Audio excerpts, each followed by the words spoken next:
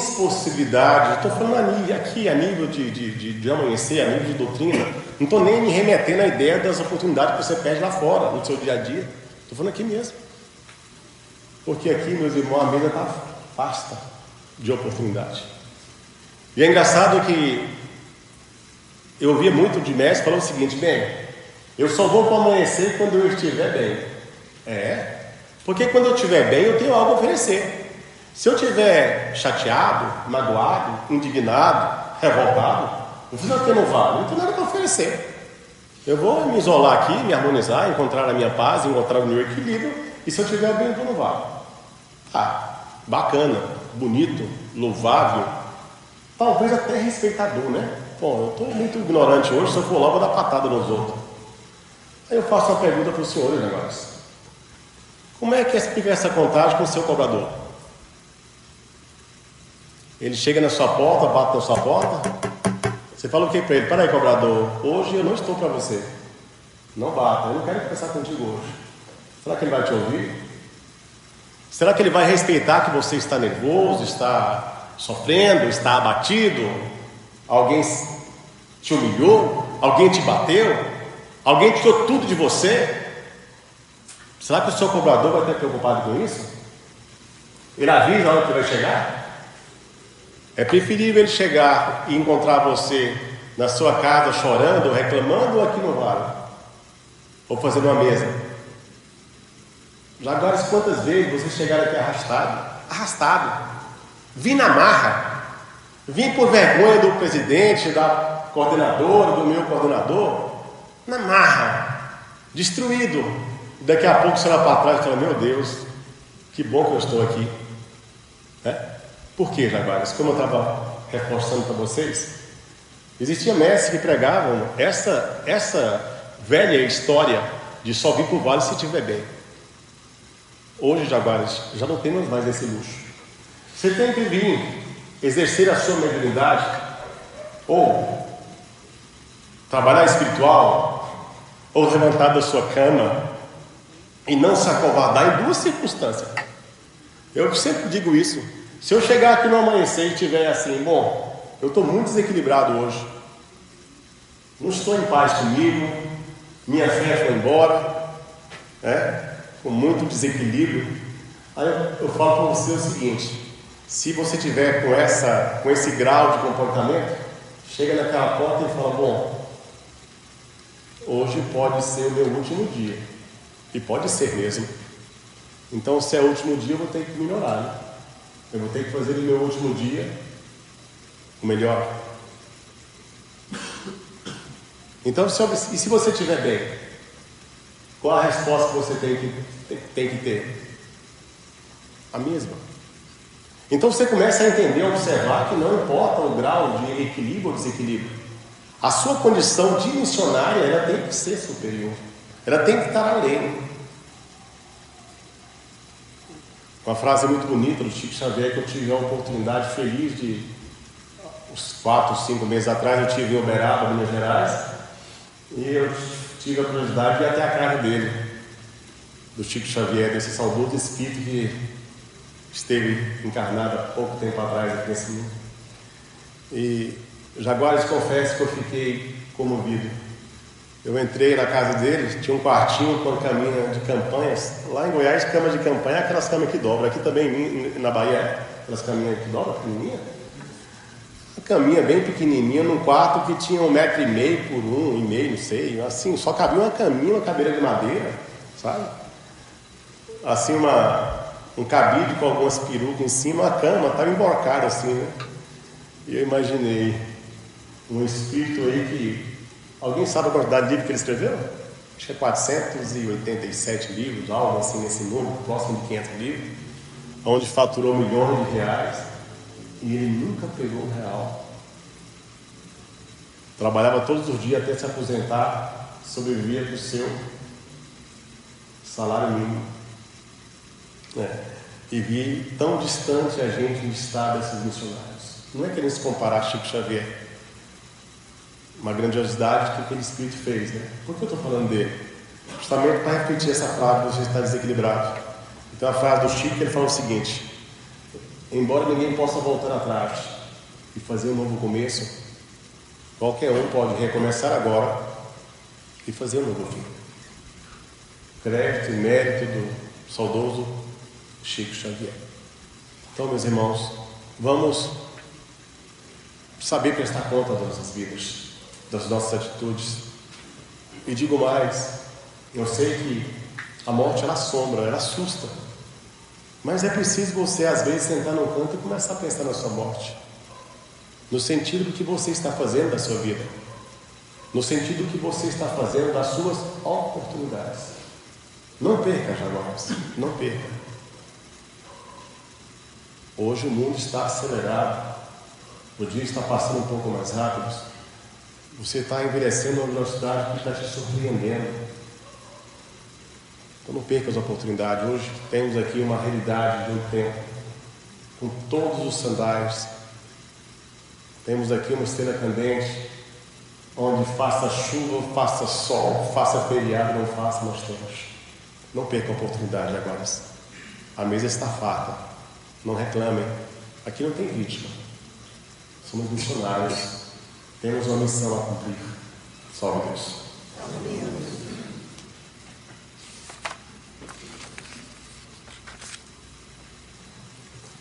Quem eram os Equitumãs?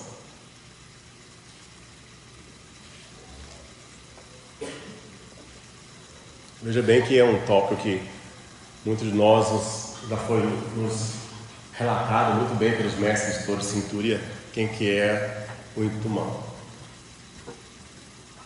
Meus irmãos, há aproximadamente 32 mil anos atrás, 33 mil anos atrás, aqui nesse planeta,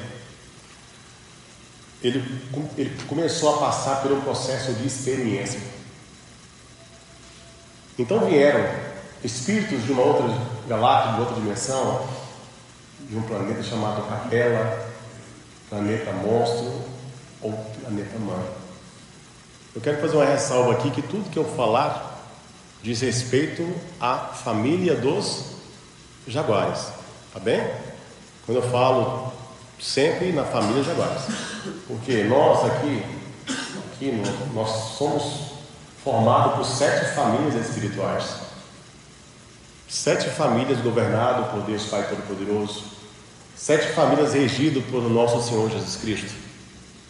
E nós somos uma dessas famílias, chamada família dos jaguares. Quero que faça um parênteses aí para vocês, diante desse curso, sempre eu só estou me remetendo à ideia do nosso transcendente, de quem nós fomos no passado e de onde que nós viemos. Então todos nós viemos de Capela, todos nós partimos um dia de Capela. Então houve uma experiência nesse mundo físico há 32 mil anos atrás, através de seres humanos que vinham em naves próprias e chegaram até aqui com uma missão de povoar, de dominar, de estruturar os mares, estruturar as montanhas, estruturar principalmente a atmosfera. Então chegou até esse planeta e foram esses homens de aproximadamente 2 a 3 metros de altura, os homens e mulheres, que a priori eram imortais, apenas com afogamento ou com ataque de grandes feras que se perdiam o corpo, se perdia a vida. Então tecnicamente imortais, não morriam. E foram aqui distribuídos nesse planeta em 7 pontos. Tecnicamente no Alasca, tecnicamente nos Andes, na América do Sul, na América do Norte, enfim, hipoteticamente foram distribuídos. Até mesmo que não precisavam, porque eles tinham naves próprias e se deslocavam de um canto para o outro facilmente. Tinham comunicação via telepatia, conversavam por telepatia e tinha acesso direto à Capela. Então a missão deles realmente era melhor distribuir essa região geográfica do planeta para que pudesse ter uma condição de receber espíritos. E esses espíritos muito bem estruturados, muito bem coordenados, conseguiram por um período, diante da missão, diante da estratégia que foi estruturada em Capela, cumpriram a missão. Só que no decorrer do tempo, muitos cumpriam a missão, voltavam para a capela, outros estavam cumprindo a missão, cediam o corpo para outro capelano vir. Só que, com o tempo, esses espíritos começaram a se reproduzir, digamos, terem descendente de Ziquitumãs. E começaram a perder a característica, começaram a perder a essência, começaram a se perder os seus mentores, começaram a perder o princípio original do propósito que eles estariam aqui nesse planeta. Então, enquanto muitos conseguiram cumprir e subiram, alguns começaram a se perder. E aí começaram a se envolver, se perder, já não tendo a condição de serem imortais, começaram a ficar presos nessa costa etérica da Terra. Quando desencarnavam, começou a atuar em quem estava aqui, começou a atrapalhar todo esse planejamento. Então houve mais uma vez, pelo mundo espiritual, por Capela. Então ficou decidido que teria que esses Ziquitumãs serem recolhidos desse planeta. Então houve aqui naquele conhecido estrela, que veio uma estrela candente, com uma lágrima estrela candente, e sucumbiu toda a civilização dos Ziquitumãs. E o mestre Araquém falava que os Ziquitumãs é como se ali no lago Titicaca, que separa o Peru da Bolívia, que existe esse lago, diz que as carcaças dos Ziquitumãs estão lá embaixo. Então fizeram o papel. Alguns fizeram o papel, alguns cumpriram o que vieram fazer, e outros não. Os que não cumpriram, normalmente os corpos ficaram ali, agasalhados ali no fundo do Titicaca. É um lago que separa ali a Bolívia do Peru. Acontece dos Ziquitumãs que conseguiram galgar a sua missão. O Simeombo de Deus, na individualidade de Seta Branca, reuniu praticamente mais uns 1000 Ziquitumãs aproximadamente e voltaram para a Terra, já em outra condição, já em outra faixa encarnatória, já com a outra estrutura física. E aí começaram mais uma vez a ser distribuídos em 7 cantos. Agora, eles numa figura já diferenciada, já na condição de futuros Tumuxis. Então esses Ziquitumãs, muitos deles era como se tivesse um administrador em cada canto desses 7 cantos, esses 7 polos que estão aqui na Terra. É engraçado que o nome que eles tinham era denominado, desse administrador era chamado de Orixá. Orixá quer dizer o quê? Intermediário entre a Terra e a divindade. E dali começaram a ter os seus correligionários, os seus descendentes Ziquitumãs, que vieram da figura dos Tumuxis, que já era espírito de um grau de conhecimento, de química, de física, de ciência, e foram responsáveis pela criação das pirâmides do Egito. Todo esse poder que essas pirâmides ainda intactas estão ali produzindo, porque toda a energia que temos nesse planeta em mais dimensões são produzidas através dessas pirâmides. E foram os Tumuxis que aqui chegaram, que aqui se instalaram e aqui deixaram essas usinas que até hoje funcionam, dando perfeita condição de estruturação de energia para esse planeta. E desses Tumuxis, desses orixás, que surgiu os jaguares. Por que nós somos chamados de jaguares? Porque os descendentes dos Tumuxis, que foram criados, foram distribuindo em todo esse território, em todo esse planeta, na figura dos andinos, na figura dos iguitas. Os iguitas foram responsáveis pelo ferro, nas figuras dos índios.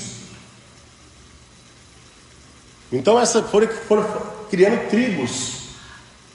Observa que os índios até hoje, como diz a nossa mãe presidente, uma quantidade de índios que são descendentes dos Tumuxis, que são descendentes dos Ziquitumãs, estão até hoje aqui na costa leste do Brasil, locais onde não teve contato com o homem branco. E esses índios até hoje ainda falam a língua dos Ziquitumãs. Esses índios até hoje trabalham silenciosamente porque eles têm uma comunicação direta com os Ziquitumãs. porque eles falam a língua dos equitumãs. E muitos dos problemas que nós temos hoje no Brasil, somente em questão administrativa, questão de ordem política, questão da influência dos espíritos que atuam no planeta, esses índios que lá são esses verdadeiros capelinhos, até hoje contribuem. Eles manipulam essa energia silenciosamente, porque eles têm contato direto com a capela. Então se observa que essa é o nosso transcendente, na figura dos equitumãs, na figura dos tumuxis e na figura dos jaguares. Salve Deus.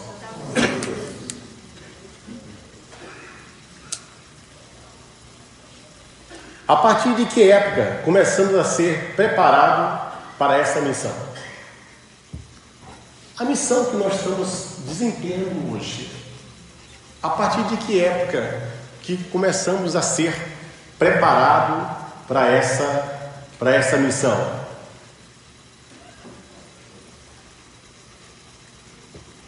Nas montanhas da Grécia existia os descendentes dos tumuxis, começaram a formar tribos. E uma dessas tribos possui o nome de Dóris. Esse Dóris, meus irmãos, teve uma passagem por esse planeta e eram temidos pela velocidade desses espíritos que eram os Dóris, que é uma descendente da parte fracassada, da parte reprovada dos equitumãs. Então esses Dóris, eles tinham a característica de ser antropófagos, ou seja, eram canibais. Então eram terríveis. Ali começou toda a nossa cultura, do nosso desenvolvimento para chegar até aqui hoje. Por quê? Você observa que a nossa doutrina tem uma característica peculiar. Observa que todas as missões que são relatadas para cada um de nós, o jaguar ele sempre tem duas características. A primeira, dividir, e a segunda, investir. E na condição de Dórias, foi a primeira ideia que nós tivemos da divisão da família dos jaguares. Porque a família dos jaguares ela foi dividida em espartanos e atenienses, tudo na Grécia.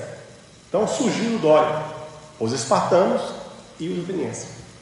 E em Esparta, meus irmãos, nós éramos muito rudimentares, fomos muito ferozes. Você observa que o espartano até hoje a história narra como um povo impetuoso. Por quê? Era um povo aguerrido, era um povo guerreiro, mas acima de tudo nós éramos um exército mercenário. Trabalhávamos em prol de conquista, trabalhávamos em prol do poder, trabalhávamos em prol de status. Então nós, na condição de espartanos, observa que na história narra com precisão. Uma criança, o homem, a partir dos 7 anos, ele era entregue ao Estado. Ou seja, o seu filho com 7 anos era entregue ao Estado. E o Estado começava a treinar esse filho como se fosse uma máquina de matar. Então ele voltava para casa com seus 18 anos de idade, 19 anos de idade, pertencendo ao exército de Esparta. E ao voltar para casa, a mãe dele, quando ele partia, a mãe dele falava: você volta sobre o escudo ou com o escudo, ou seja, volta como homem. As mulheres, a partir dos 13 anos de idade, elas começavam a se preparar para ser mulher de um espartano. E qual que era a característica de ser a mulher espartana? Ter filhos saudáveis. Então, naquele período de Esparta, tinha os escravos que sobreviviam até os 30 anos de idade. Nos 30 anos de idade, existiam momentos furtivos, eles pegavam esses escravos, pegavam esses espartanos que chegavam pronto com 18, 19 anos de idade, e ali tinha o chamado caça ao escravo, quem matava mais escravo. E sendo que esse escravo era o responsável por, digamos, ser pai dos primeiros filhos das espartanas a partir dos 13 anos. E se nascesse um filho com algum defeito, ele era eliminado. E aquela mulher não tinha condição de ser a mulher espartana. Então se observa que a nossa cultura, depois de Dória, foi muito difícil. E nós, na condição de espartanos, estávamos alheios ao poder de Deus Pai Todo-Poderoso.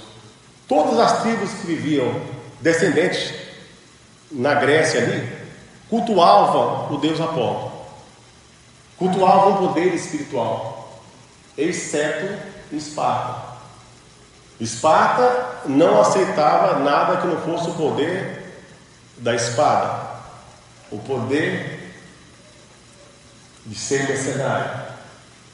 Então o mundo espiritual não achou outro meio que não fosse espiritualizar o mundo espartano. E aí aquela famosa história que vocês conhecem a cada domingo aqui no trabalho de Turingano, onde existe aquela leitura da pitonisa, da figura de Pítia, que foi a individualidade da Samaritana Televidente. Então houve um fato de uma rainha que foi exilada, que sumiu, de um suposto rei. Então Pítia, que era no oráculo de Delfos, na figura de Tianeva, que era uma pitonisa, que era uma clarividente, ela sempre foi, uma chamada como se fosse uma feiticeira, não maligno, mas uma feiticeira no sentido do misticismo. Então alguém foi até e falou: peraí, busca aquela rainha que está exilada, porque o rei de Esparta, Leônidas, falou que ela está presa, sumida, ninguém sabe onde ela está. Então Pítia foi até o poderoso Leônidas, e lá chegando, foi recebido por ele. Naquela ocasião era muito comum, porque o rei de Esparta era impetuoso, era um rei que atendia a todos. Se você quisesse falar com o rei de Esparta, você falava. Só que quando você pedia, ele pedia algo absurdo para você cumprir. Você chegava perto dele e falava: eu quero não pagar imposto, eu quero uma casa, alguma coisa, sei lá, qualquer coisa que você pedisse, ele atendia você. Só que pedia uma coisa absurda, tipo assim: olha, você consegue subir nessa parede de costa? Você consegue voar por 5 metros? O cara não conseguia diante da forca. Então essa era a filosofia do rei impetuoso. Ele achava muita petulância alguém pedir alguma coisa. O tanto que ele assumiu o reinado numa situação atípica. O rei Leão assumiu, porque sempre o rei é o filho primogênito, o mais velho. E ele não era o mais velho. E o Leônidas era filho do rei e de uma escrava, que era comum naquela ocasião. E quando o pai dele morreu, ele foi para o trono e falou: alguém me tira? Que era o irmão dele, não tirou. Mas enfim, nesse episódio da rainha exilada, Pítia chegou até ele como uma feiticeira e falou: eu estou aqui, eu sou Pítia de Piton, vim aqui amando de Deus Apolo, queria que você encontrasse a rainha que está exilada. Aí ele falou: bacana, tranquilo, eu vou encontrar essa rainha, só que antes eu quero que estes tambores que estão à minha volta rufem sem que ninguém nos toque as mãos. E antes de terminar de falar, o fenômeno dos tambores começaram a bater. E ele ficou estarrecido, porque ele não acreditava em nada além da sua espada. Ele levantou. E ele falou: pronto, a partir de agora ninguém toca em você. Eu vou encontrar a rainha, vou levar até você e ninguém toca no seu cabelo, no seu pé. Ficou e foi procurar a rainha. Logicamente que ele não encontrou essa rainha. E foi até o oráculo de Delfos. E lá chegando no lago de Delfos, ficou abismado, ficou entardecido com tamanha grandeza daquele poder daquela pitonisa. E a partir daquele momento, toda a Esparta passou a cultuar a figura do deus Apolo. Então, naquele instante, nós, da condição de espartano, começamos a ser espiritualizados, porque ali foi uma fase preparatória para a vinda de Jesus. Foi justamente Esparta, no período de praticamente, quando se fala de Leônidas, nós estamos falando de um período de 400, 500 anos antes do nascimento de Jesus. Então ali foi uma preparação para a vinda de Jesus. Nós, na condição de espartano, ali começou a nossa missão. Na missão desse planeta, na missão desse ciclo que nós estamos vivendo hoje. Nós estamos vivendo o ciclo do Cristo Sol, que esse planeta ele vive ciclos de 2000 em 2000 anos. Os equitumãs ficam 2000 anos, os tumuxi ficaram 2000 anos, os jaguares ficaram 2000 anos. Então sempre em ciclo de 2000 anos há uma renovação nesse planeta. Então para esse ciclo atual, 400 anos antes, começou a preparação da figura do jaguar, na condição de espartano, para se preparar, se espiritualizar com Deus Apolo, para chegar a Jesus. E assim se passou mais 400, 500 anos, até que veio Jesus. Nasceu Jesus no tão aclamado, falado, né, distribuído aí, chamado Império Romano. Então nós, na condição de jaguares, tínhamos a nobre missão, a digna missão, a família do jaguar, principalmente em ajudar na implantação do cristianismo, que há 400 anos atrás, lá junto a Pitonisa, lá junto ao oráculo de Delfos, nós começamos a ser preparados. Só que ali começou também uma das nossas ruínas. Por quê? O jaguar tinha por missão, por obrigação moral, de ajudar ao Cristo na implantação do cristianismo, na figura do sistema crístico de Jesus. E engraçado que nós ali, lembra que eu falei que o jaguar sempre está ou invertendo ou dividindo? Em Dória nós dividimos, em Esparta nós invertemos, porque a missão nossa era ajudar Jesus na implantação do cristianismo. E o que nós fizemos? Passamos o Império Romano todinho, que não foi curto, caçando, matando, perseguindo o cristão. Salve Deus. Logicamente que não todos, mas muito de nós aqui. Então foi um período em que nós, jaguares, meus irmãos, nos endividamos muito, muito. É engraçado que o próprio Padre Juvenal, que está aqui atrás, estava encarnado nesse Império Romano, né? E ele é o imperador Tibério. Observa que a morte de Jesus foi nesta ocasião. Então lá estava o Padre João de Norte. Então lá tem muitas passagens do Império Romano em que nós, a família dos jaguares, nos comprometemos, nos tornamos realmente muito duros, muito rígidos. Você observa que do próprio Império Romano já não bastava o suficiente maldade que praticava naquele império. Criamos, paralelo àquele império, nós fomos criando a figura da escravidão. Então foi muito difícil aquilo lá, mas enfim, a nossa preparação ela começou justamente no período de Esparta, para a preparação da vinda de Jesus. Salve Deus.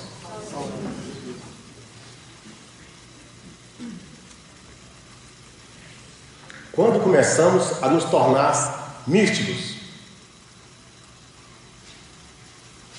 Então, meus irmãos, do Império Romano para cá, nós tivemos algumas encarnações. Só que chegou um ponto que o mundo espiritual falou: chega, para. Porque a nossa missão, nós tínhamos uma missão diante do sistema crítico desse ciclo do Jesus de Nazaré.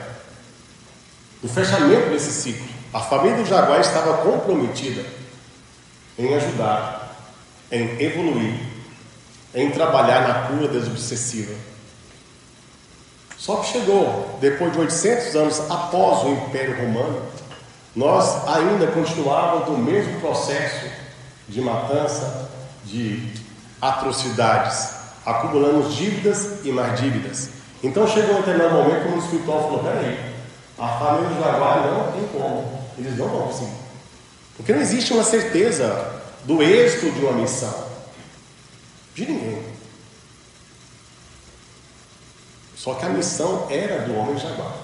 Então o mundo espiritual não teve outra forma senão recolher a cada um dos jaguares que estavam encarnados.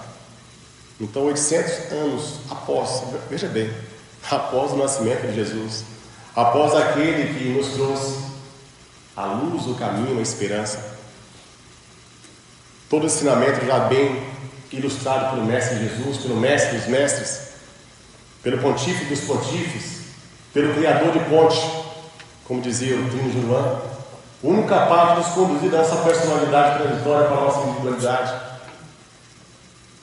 o único capaz de te conduzir do seu eu atual para o seu espírito.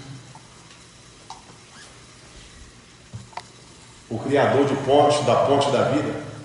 Enfim, depois de todo o ensinamento de Jesus, nós continuamos ainda nos perdemos. Então fomos recolhidos. Não ficou um jaguar para contar a história do outro aqui encarnado. Todos foram recolhidos. E aí fomos para uma colônia, que em aulas para frente eu vou detalhar com mais riqueza essa informação de colônia. E nessa colônia, meus irmãos, muitos de nós chegamos enjaulados. Tanta velocidade do nosso espírito, como animais. E ali nós passamos praticamente 100 anos sendo doutrinado, sendo emanado, sendo desenvolvido, sendo acalmado. Imagine o nosso currículo. E aí lá para os idos do ano 1000, depois da vinda de Jesus, nós encarnamos novamente. E observa que o que mais distanciamos nós do princípio original da nossa missão foi a disputa pelo poder que nós tivemos a partir de Esparta, pela terra, pela pátria, pelo chão, sempre desatinadamente o orgulho, o poder, a ganância. Então, dentro dessa preparação, após 1000 anos, nós começamos a nascer. Primeiramente, tivemos a oportunidade de nascer no século XVI, na Rússia, em São Petersburgo, na condição de ciganos. E ali formamos algo chamado tribo dos Kashimosh, ciganos.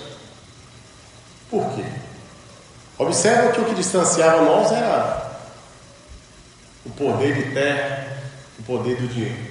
E o cigano tinha uma característica de ser nômade, não tem um canto definitivo. Um dia está aqui, outro dia está ali, não tem endereço. Essa era a característica do cigano. E é onde eles tinham uma filosofia, né? O céu é o nosso teto, a terra é a nossa pátria e o sol é a nossa religião. Então, dentro desses valores, nós, na condição de ciganos, onde houve uma preparação na espiritualidade, onde passamos na condição mediúnica de exercermos leitura, adivinhações. Então, na figura de ciganos, começamos a trilhar nesse caminho. As ciganas encantavam e dançavam em praça pública, liam as mãos, liam a sorte. Os belos ciganos começavam a roubar os cavalos, roubar os ouros, né? Observa que mais uma vez nós na figura dos jaguares, lembra que eu falei no começo? Ou inverte ou divide. E a lei do cigano era o seguinte: o rei era o filho mais velho, o próximo rei era o primogênito. E por peça do destino, nasceu gêmeos, Brás e Augusto, gêmeos. E ali cresceram esses dois gêmeos, na tribo dos Kashimosh, onde se cultuava o maior valor, o valor da família, era o talismã dos Kashimosh. Era o símbolo da família, era o símbolo do poder, era o símbolo da coroa. Era o talismã dos Kashimosh. Então, em determinado momento, Augusto não feliz, porque automaticamente, apesar de serem gêmeos, um nasceu primeiro. O que nasceu primeiro seria o próximo rei. Ele não aceitando, ele roubou o talismã, roubou a mulher. E ali, mais uma vez, nós, na condição de jaguares, estávamos dividindo. Aí dividimos famílias. Alguns partiram com Augusto, com o talismã e com a mulher roubada do irmão, e outros ficaram. E ali foi muito triste, porque os que partiram, muitos morreram de frio, outros ficaram, morreram mordidos de lobos, né? Por isso que muito jaguar hoje tem medo de cachorro. Mas enfim, mais uma vez nos dividimos, mais uma vez perdemos o princípio original da missão, mais uma vez a família do jaguar comprometeu. E de lá para cá, mais uma vez, tivemos mais oportunidade, tivemos na França, tivemos, principalmente na França, né? Hoje nós estamos na semana aí da chamada queda da Bastilha. Tivemos também a tão aclamada, tão doída noite de São Bartolomeu, onde na queda da Bastilha vocês podem muito bem a figura do jaguar, onde nós éramos divididos em 3 classes, né? Ou seja, nos padres, que eram o alto clero, depois nos reis e rainhas, que era a nobreza, depois, por último momento, o povão. Então, observa que eram 3 classes, né? Quem pagava impostos era apenas o povão, ou seja, o primeiro, que eram os religiosos, tinha todo o conhecimento espiritual nós lá encarnados, né? E em nome de Deus nós matávamos e enganávamos. Na figura de reis e rainhas, não preciso nem falar a escravidão que nós adotávamos. E aí na condição de camponeses, na condição de povão, na condição de ralé, né? É onde nós estávamos muito concentrados, os jaguares também. Observe que os jaguares estavam tanto na condição do alto clero como do baixo clero, como na condição também da realeza, como na condição do povão, né? Então, naquela triste noite em que a ralé, o povão se revoltou e houve uma matança incontrolável. Nós estávamos lá, de todos os lados, mais uma vez, dividindo, matando e enganando. A noite de São Bartolomeu, tão triste também, nós estamos passagem, em que nós, na figura de católicos e protestantes, matávamos sem dó e piedade. Observe que na própria noite de São Bartolomeu mesmo, cada um que chegava os católicos chegavam na casa dos protestantes, tinha que matar pelo menos 3. A cada casa que matava 3 fazia uma cruz de sangue na porta. Então, meus irmãos, observa essa trajetória que nós tivemos. Mas enfim, chegamos hoje no Brasil. Hoje estamos tendo essa rica oportunidade feliz na figura do jaguar, de podermos resgatar, de podermos pagar com amor aquilo que nós destruímos por sagrado. E em Cristo Jesus, a nossa mãe televidente afirmou para nós, muito bem dito, um belo dia, que esse talismã que havia sido dividido, hoje ele está unificado. Esse talismã dos cachimós hoje se encontra unificado. E a nossa tribo agora está unida. Não importa que se fisicamente existe administrações, digamos, cunho administrativo de uma sigla de cá, uma sigla de lá. É importante que cada tempo que tem uma pastinha branca no fundo, que tem um Cristo aqui, que segue uma lei, nós estamos encaminhando espírito para o céu. Que a nossa doutrina, acima de tudo, a nossa família, ela traz muitos resquícios carnais. Nós estamos com toda essa oportunidade que estamos tendo hoje, conseguindo resgatar com amor, porque esse talismã hoje se encontra unificado. Salve Deus.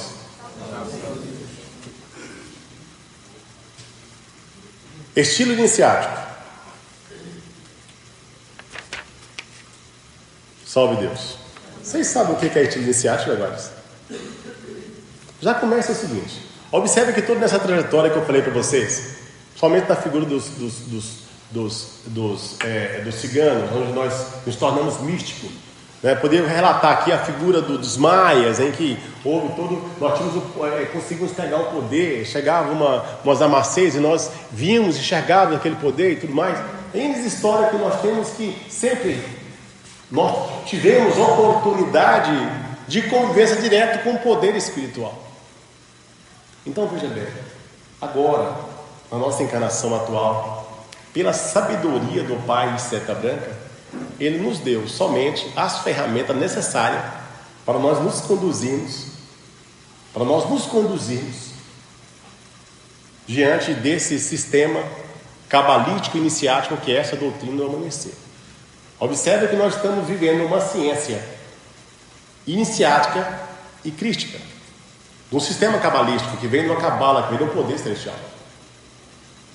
Para nós nos conduzirmos diante desse poder, dessa força iniciática, desse poder cabalístico, se torna indispensável, meus irmãos, que nós saibamos lidar com gestos, com comportamento perante, que são convertidos em aspectos comportamentais para poder lidar com as energias que vêm do mundo espiritual. Então nós temos, são gestos, são falas, principalmente no que diz respeito aos nossos estilos, que são a nossa preparação, a nossa imunização, o passo magnético, uma emissão, um comportamento de fazer uma prece do Simeon.